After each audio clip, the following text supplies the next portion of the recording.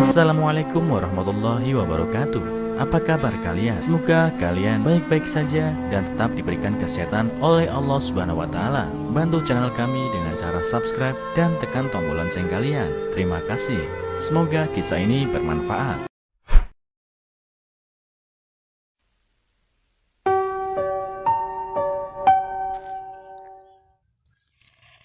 Tak kuat menahan nafsu, penggali kubur ini setubuhi mayat gadis seperti ini. Berzina adalah dosa besar dalam Islam. Karena itu dosa zina mendapatkan hukuman khusus di dunia. Cambuk 100 kali bagi pezina yang belum menikah, gairu muson, dan rajam bagi pezina muson yang sudah menikah. Lebih dari itu, setiap orang yang melakukan perbuatan dosa, dia diwajibkan untuk bertaubat. Dan cara yang diajarkan oleh Islam untuk menghapus dosa besar adalah dengan bertaubat. Allah berfirman yang artinya,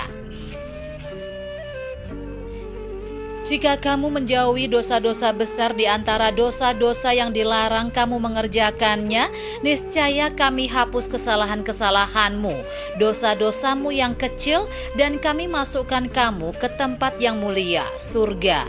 Quran Surat An-Nisa ayat 31. Namun, kisah berikut ini mungkin dapat membuka mata tentang kemahakuasaan Allah. Pemuda ini gemar mencuri kain kafan milik jenazah yang telah dia kuburkan.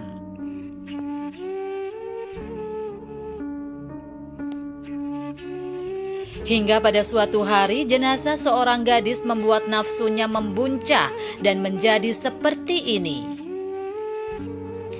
Begini kisahnya.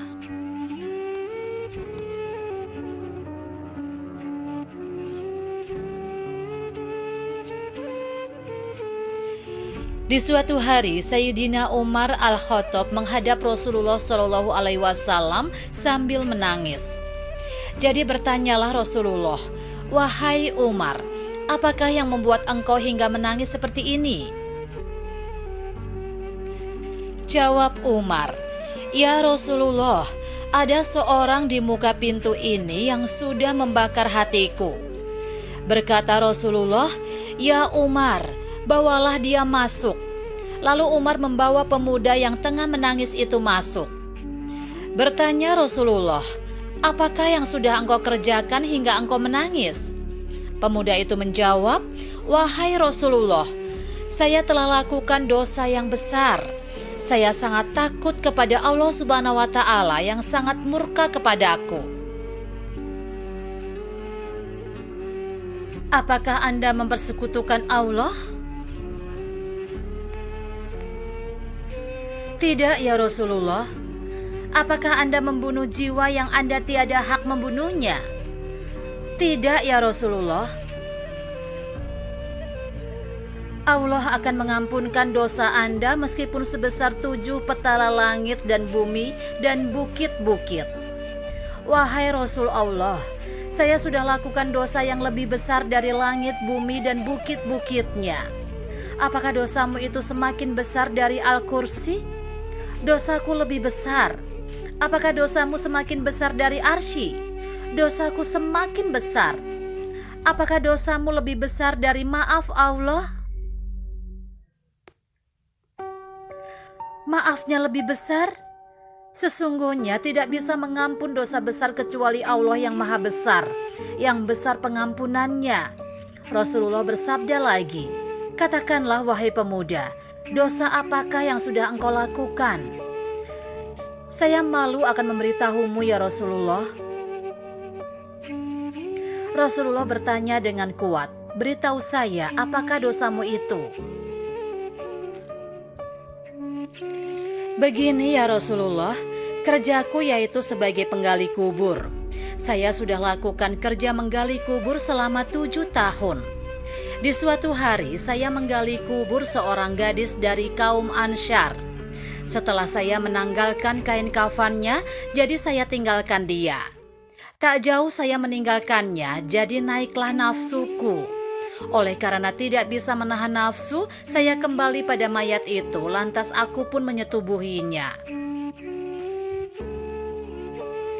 Setelah saya memuaskan nafsu, jadi saya tinggalkan dia.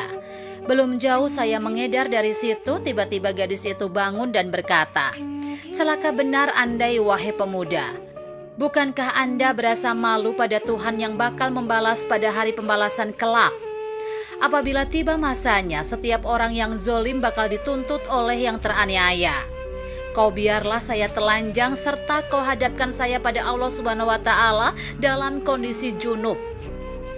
Usai Rasulullah mendengar info dari pemuda itu, dengan segera Rasulullah bangun sembari bersabda, "Hai orang yang fasik, memang layak Anda masuk neraka dan keluarlah Anda dari sini."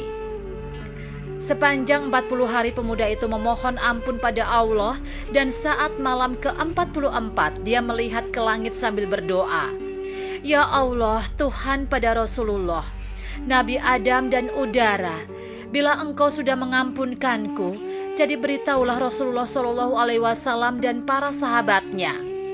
Bila tidak, jadi kirimkan pada saya api dari langit dan bakarlah saya di dunia ini dan selamatkan saya di siksa akhirat." Tak berapakah lama selepas momen itu, turunlah malaikat Jibril alaihissalam menjumpai Rasulullah. Selepas berikan salam, Jibril alaihissalam berkata, "Wahai Muhammad, Tuhanmu berikan salam padamu." Jawab Rasulullah SAW, "Dialah assalam dan daripadanya salam dan kepadanya semua keselamatan." Allah bertanya, "Apakah Anda yang jadikan makhluk?" Dialah Allah yang jadikan segala makhluk.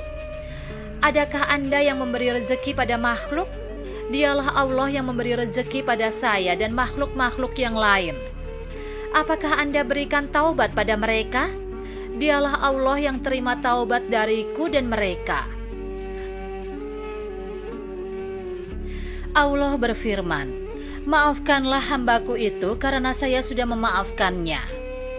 Jadi segera baginda memanggil pemuda itu dan menjelaskan padanya bahwa Allah sudah terima taubatnya dan memaafkannya. Nabi pernah mengalami hal seperti itu dan langsung ditegur oleh Allah Subhanahu wa Ta'ala.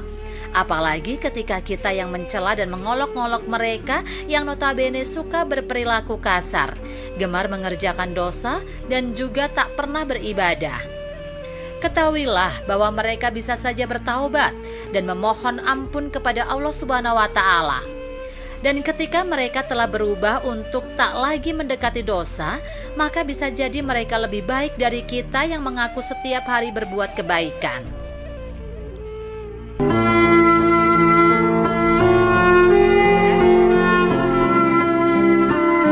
Assalamualaikum warahmatullahi wabarakatuh. Apa kabar kalian? Semoga kalian baik-baik saja dan tetap diberikan kesehatan oleh Allah Subhanahu wa Ta'ala. Bantu channel kami dengan cara subscribe dan tekan tombol lonceng kalian. Terima kasih. Semoga kisah ini bermanfaat.